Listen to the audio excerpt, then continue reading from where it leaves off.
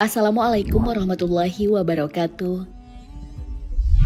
Sahabat beriman, penderitaan warga Gaza pasca serangan Israel membuat banyak orang geram dan mengutuk Israel. Dukungan kemerdekaan Palestina pun semakin mencuat datang dari berbagai pihak, termasuk dari Vladimir Putin, Presiden Rusia. Lalu bagaimana bentuk dukungan Putin kepada Palestina? Tonton video ini hingga akhir agar tidak sesat.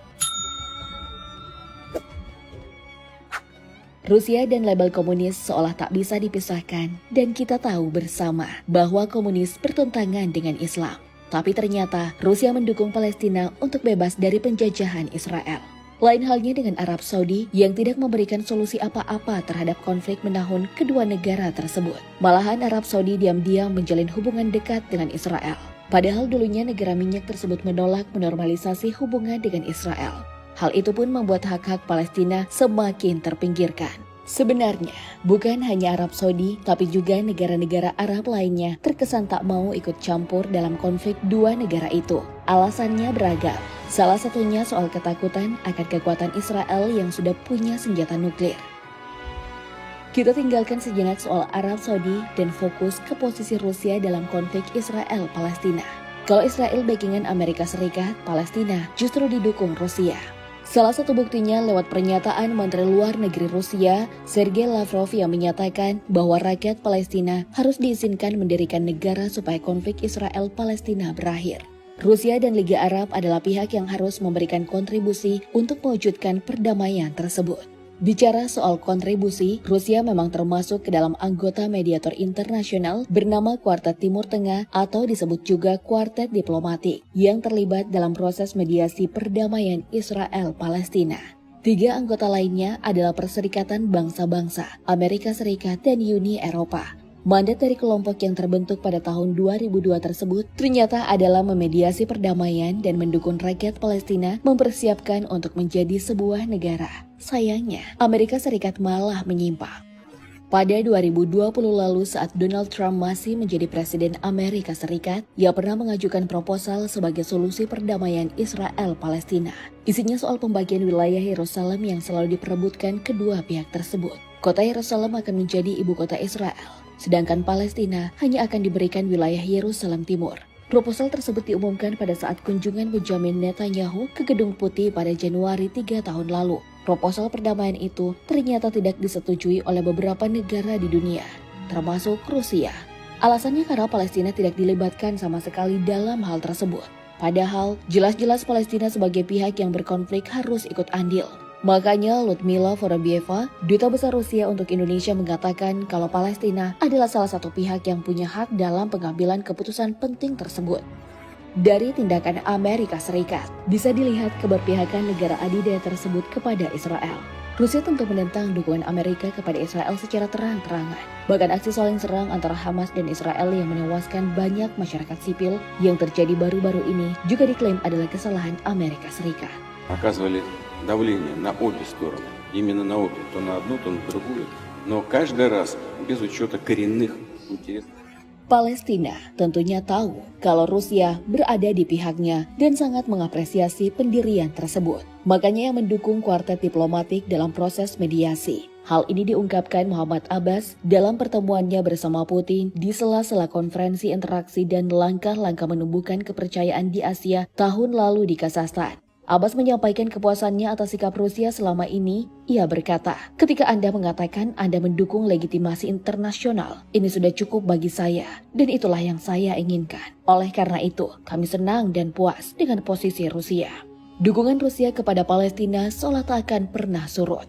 Baru-baru ini, menanggapi soal Hamas dan Israel yang memanas, Rusia awalnya meminta keduanya melakukan gencatan senjata dan meninggalkan kekerasan. Tapi di akhir pernyataan Rusia lagi-lagi menawarkan pembentukan negara Palestina sebagai solusi terbaik yang disampaikan juru bicara Kementerian Luar Negeri Rusia, Maria Zakharova. Dari penjelasan-penjelasan sebelumnya, terlihat jelas bahwa Rusia sangatlah konsisten mendukung Palestina. Begitu juga dengan Putin. Meski terlihat garang dan jarang menampilkan senyum di depan publik, ia ternyata mendukung penuh kebebasan Palestina. Pekan Energi Rusia di Moskow menjadi salah satu tempat Putin menyampaikan pidato keberpihakannya. Ia berkata, kami selalu menganjurkan penerapan resolusi Dewan Keamanan PBB dengan mempertimbangkan pertama-tama dan terutama pembentukan negara Palestina yang merdeka dan berdaulat. Putin menganggap bahwa Palestina sudah terlalu lama berada dalam ketidakadilan yang sangat mengerikan. Makanya dalam forum KTT Liga Arab Mesir 2015 lalu, Putin kembali mengingatkan bahwa Palestina pantas merdeka. Palestina memiliki hak untuk mendirikan sebuah negara merdeka dan layak huni dengan ibu kota di Yerusalem Timur. Putin juga menyebutkan bahwa Israel adalah dalang dari semua kekacauan yang terjadi. Mereka telah mencaplok tanah orang Palestina dengan bantuan kekuatan militer. Orang-orang Palestina juga diperlakukan dengan sangat baik oleh Putin. Aksinya itu terekam kamera ketika bertemu dengan Presiden Palestina Mahmud Abbas pada 23 Januari 2020 di Bethlehem, West Bank untuk mendiskusikan hubungan bilateral kedua negara. Saat itu, Putin memakaikan kembali topi pengawal Palestina yang jatuh dengan senyum sumringahnya sambil mengacungkan jempol.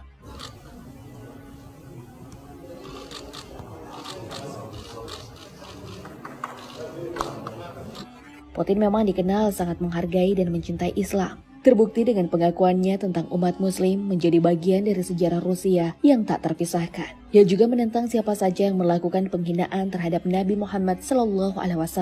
Pembelaan Putin terhadap rakyat Palestina juga bisa kita kategorikan sebagai bentuk cintanya kepada Islam.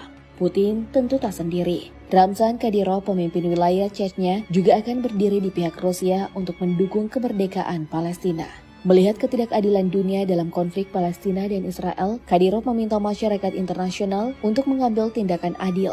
Kadyrov memang dikenal sebagai sekutu Putin sejak dulu, bahkan ketika Rusia berkonflik dengan Ukraina. Kadyrov selalu setia berada di pihak Putin.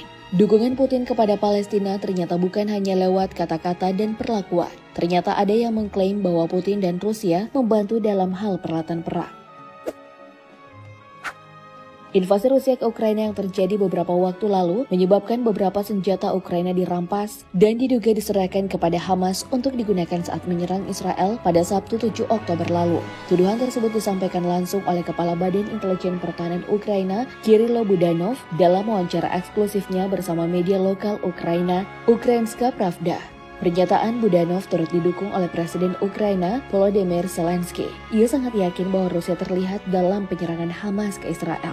Rusia juga dianggap mengajari militan Hamas menggunakan drone FPV yang digunakan untuk melawan peralatan lapis baja. Apalagi dalam sebuah rekaman terlihat sebuah drone quadcopter melayang di dekat menara komunikasi Israel yang ada di dekat jalur perbatasan Gaza sebelum menjatuhkan amunisi peledak.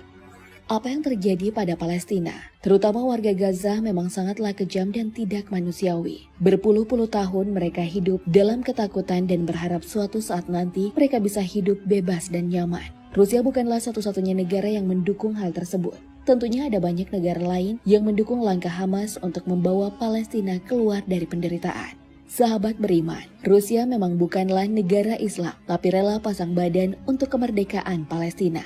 Putin sangat vokal dalam membela hak-hak warga Gaza yang ditindas oleh Israel. Pernyataan sikapnya disampaikan dengan tegas, disampaikan di hadapan perwakilan banyak negara. Begitulah bukti cinta Rusia dan Putin kepada Islam. Akankah Palestina segera mendapatkan kemerdekaannya dengan bantuan Rusia? Allahu a'lam bishawab. Wassalamualaikum warahmatullahi wabarakatuh.